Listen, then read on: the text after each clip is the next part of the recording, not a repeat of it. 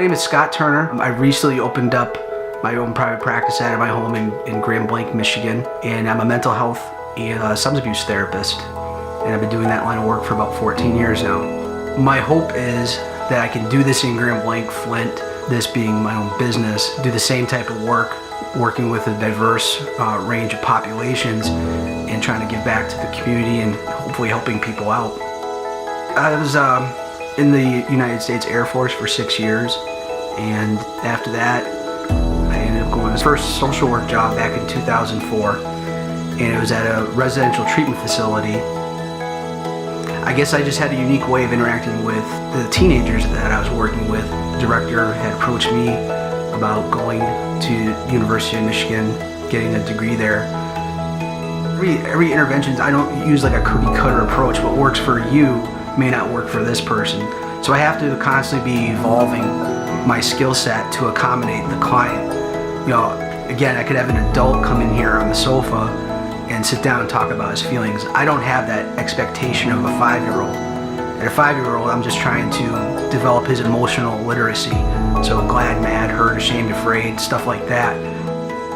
It seems like more recently I've had a lot of kids on the spectrum, you know, so ASD kids, and been able to really help a lot of those children and teens with, you know, just improving their overall social skills. I've also had a lot of success working with young people that have bipolar, ADHD, just a variety of anxiety type of disorders, coming up with unique interventions.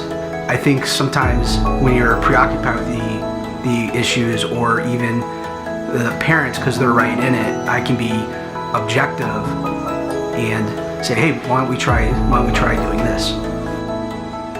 I had a kid that was slamming his head against the wall, and you know, I was told, you need to restrain that kid. I'm like, I don't want to restrain the kid.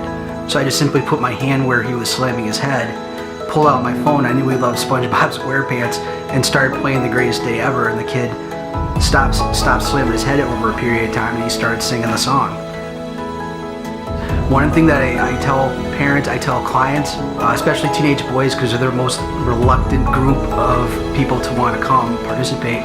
I'm not here to create a lifelong mental health patient with your child, your teen, with you. And so it was really gratifying. This morning I was with this little boy. He's 8 years old, and when I met him, he was just off the chain. I mean, he was a pistol all over the place. And I said to the mom this morning, I said, you know, I think we can probably bump this down to 1 time a month.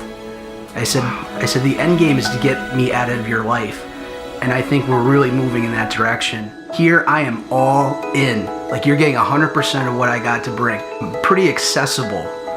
I'm not afraid to think outside the box. We're not in here with a piece of paper. It's like you're looking at a clipboard, filling things out. I'm not a big believer in that.